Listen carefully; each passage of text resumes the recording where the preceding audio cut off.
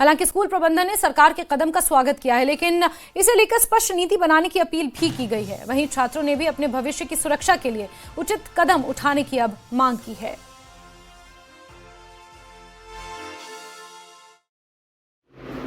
जी, हम बहुत परेशान होते हैं, हमारे पेरेंट्स भी परेशान होते हैं, हम भी परेशान होते हैं। हम यही चाहते हैं कि हमारी एजुकेशन में कोई रुकावट ना बने। मैं गवर्नमेंट से अपील करती हूँ कि जो ये स्टेप्स निकालेंगे वो हमारी एजुकेशन के फ़ायदे के लिए हो, हम अच्छे से पढ़ पाएँ। मुझे कभी हम सारे स्टूडेंट्स को कभी-कभी शक रहता है कि कभी हमारी एजुकेशन में कोई रुकावट ना आ जाए। मैं गवर्नमेंट से अपील करती हूँ, मैं उनसे अपील करती हूँ कि वो ऐसा स्टेप निकालें कि जिससे हमारी एजुकेशन पे कोई फ़र्क ना पड़े। मैं गवर्नमेंट से ये अपील करना चाहता हूँ कि उनको जो भी करना है हमारे फ्यूचर के लिए, उनको जो भी उनके जो आर्डर्स है, लॉज है, हम वेलकम करते हैं। मगर ये जो बार बार ये वेरिफिकेशन करते हैं, 7 साल में इन्होंने कंटिन्यू वेरिफिकेशन कर रहे हैं, हम उससे परेशान होते हैं। हमारा मेंटल डिस्टर्ब हो जाता है, एजुकेशन से हम मेंटली डिस्टर्ब हो जाते हैं। हम उनसे एक ही गुजारिश। और पीडीपी विधायक वहीदुर रहमान पर्रा साहब इस वक्त हमारे साथ जुड़े हुए हैं। वहीदुर रहमान पर्रा साहब, क्या कहेंगे इस पूरे विवाद को लेकर? आपने भी सुना होगा, पहले फलाह-ए-आम ट्रस्ट के अंतर्गत 215 स्कूल्स को लेकर एक नोटिफिकेशन जारी होता है और फिर उस नोटिफिकेशन को लेकर शिक्षा विभाग के अंदर ही 2 अलग अलग मत देखने को मिलते हैं। कैसे देख रहे हैं वहीदुर रहमान साहब?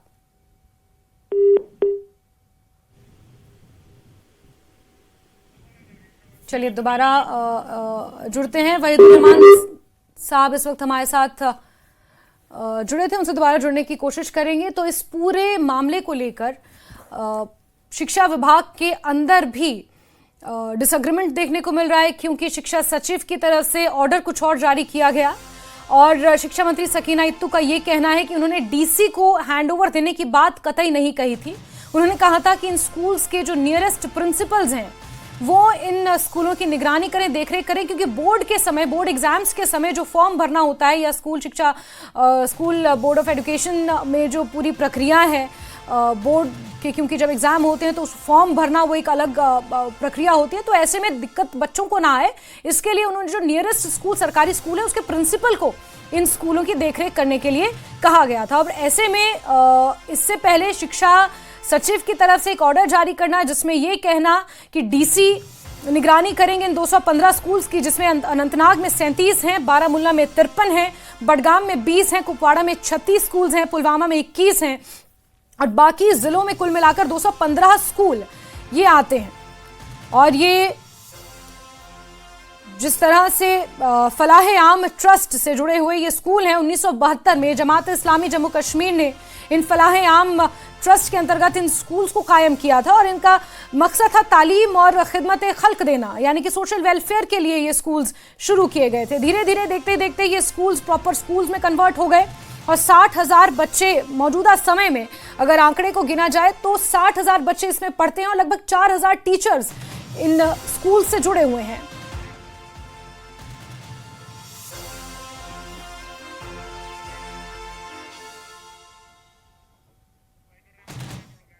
और पीडीपी विधायक हैं वहीदुर रहमान पर्रा साहब हमारे साथ जुड़े हुए हैं। पर्रा साहब, बहुत स्वागत करती हूं, लेकिन इस पूरे विवाद को आप कैसे देख रहे हैं?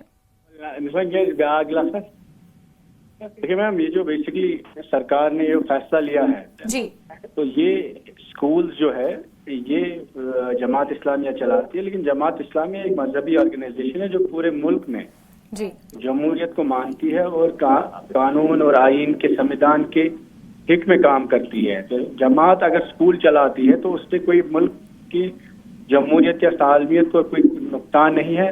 हम चाहते हैं इन स्कूलों में अगर कोई गलती हो, उस पर ट्रांसफॉर्मेशन हो, गवर्नमेंट उसको देखे, ठीक करे, लेकिन इन स्कूलों को कंट्रोल लेना शायद ये गैर कानूनी भी है, गैर आईनी भी है और ये स्कूल जमात इस्लामिया के अंडर ही चलने चाहिए। बाकी ट्रांसपेरेंसी के फेवर में हम भी हैं, अगर कोई गलतियां वहां होती है उनको ठीक किया जा सकता है, लेकिन उन पर कंट्रोल करना मुझे लगता है गैर कानूनी और गैर जमहूरी फैसला है। लेकिन वहीदुर रहमान साहब, जमात इस्लामी जम्मू कश्मीर में एक बैन तंजीम है, हालांकि जो फलाह-ए-आम ट्रस्ट है उसके अंडर ही ये स्कूल्स चलाए जाते हैं।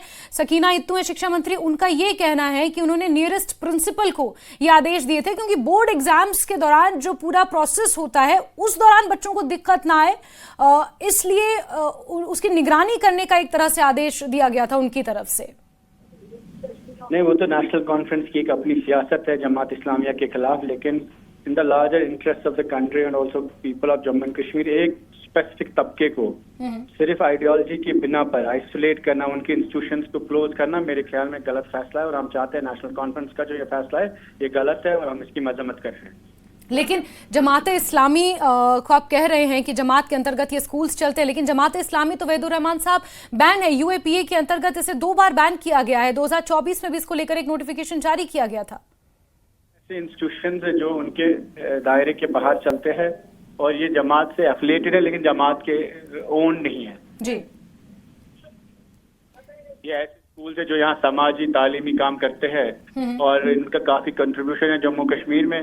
तो मेरे ख्याल में इस तरीके में बैन लगाना या बंद करना या टेक ओवर करना गैर आईनी है। बिल्कुल। ऐसे में वहीदुर रहमान साहब, क्योंकि ऑपोजिशन में आप हैं, ऐसे में आपकी पार्टी की तरफ से कोई स्टेप इसको लेकर लिया जाएगा? कोई आवाज आप उठाएंगे? क्योंकि सज्जाद लोन पहले ही आरोप लगा चुके हैं, उनका सोशल मीडिया पर ट्वीट आ चुका है पीपल्स कॉन्फ्रेंस की तरफ से।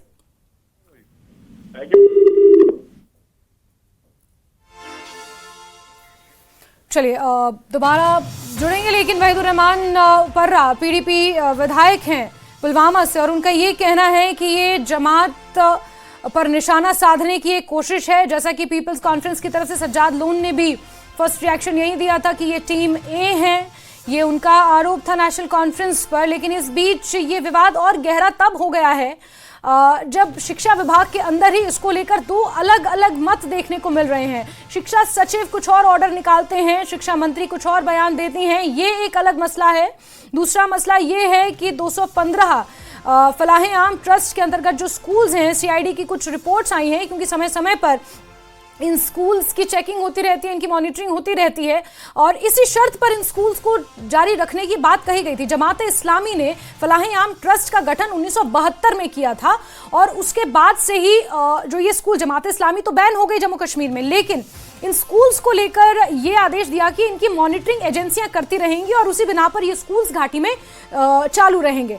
और समय समय पर सीआईडी कुछ एजेंसियां इनकी मॉनिटरिंग करती है, और उसके बाद जो कुछ रिपोर्ट सामने आई थी उसके बाद ये जो निर्णय सरकार की तरफ से लिया गया है। लेकिन बड़ी बात यह है कि इस निर्णय में भी 2 कहीं ना कहीं मतभेद देखने को मिल रहे हैं शिक्षा सचिव और शिक्षा मंत्री सकीना इत्तू के बीच।